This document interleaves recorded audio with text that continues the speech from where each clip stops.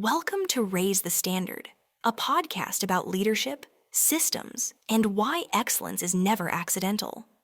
Most organizations don't fail because of one big mistake.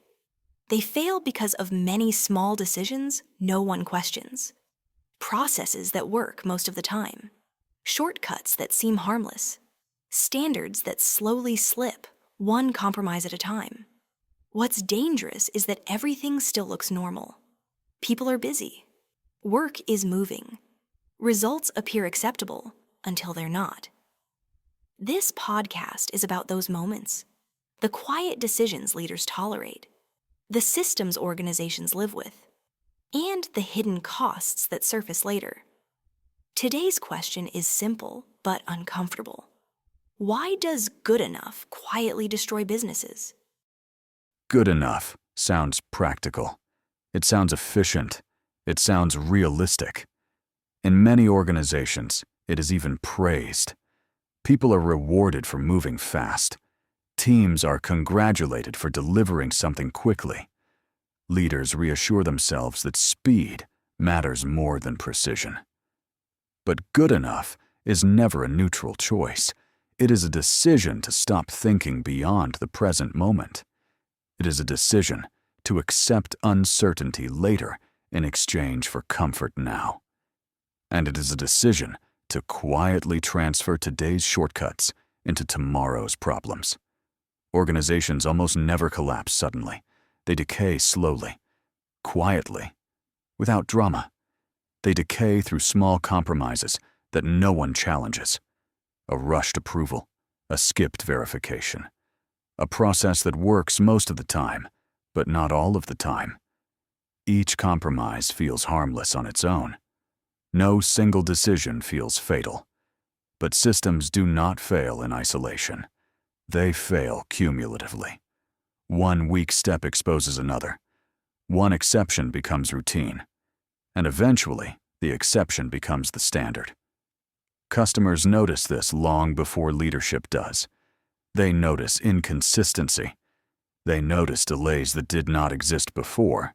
They notice when quality depends on who handled the task. Most customers do not complain. Complaining requires energy. Complaining requires hope that someone is listening. Instead, they adjust their expectations. They reduce their trust. They stop recommending. And eventually, without warning or confrontation, they leave. What makes this dangerous is that, internally, everything still looks normal. Orders are still processed. Meetings still happen. Reports are still generated. People are still busy. But busyness is not effectiveness, and movement is not progress. Many organizations confuse activity with achievement. They measure effort instead of outcomes. They celebrate speed instead of stability. And over time, they normalize inconsistency.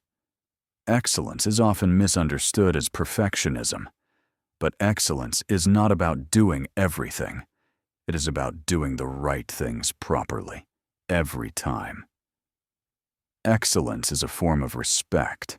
Respect for the customer who relies on your product. Respect for colleagues whose work depends on yours. Respect for systems that exist to protect consistency, not convenience. When leaders tolerate good enough, they are not being practical. They are postponing responsibility. Fixing systems takes effort. It takes discipline. It takes clarity. It takes the courage to slow down long enough to ask why something failed. Tolerating mediocrity feels cheaper in the moment. There's less friction, less resistance, less discomfort. But the bill always arrives. It arrives as rework, as returns, as repeated mistakes, as frustrated employees, as customers who quietly stop trusting, as reputational damage that cannot be repaired with explanations. Eventually, leaders ask the wrong question. They ask, why are people failing?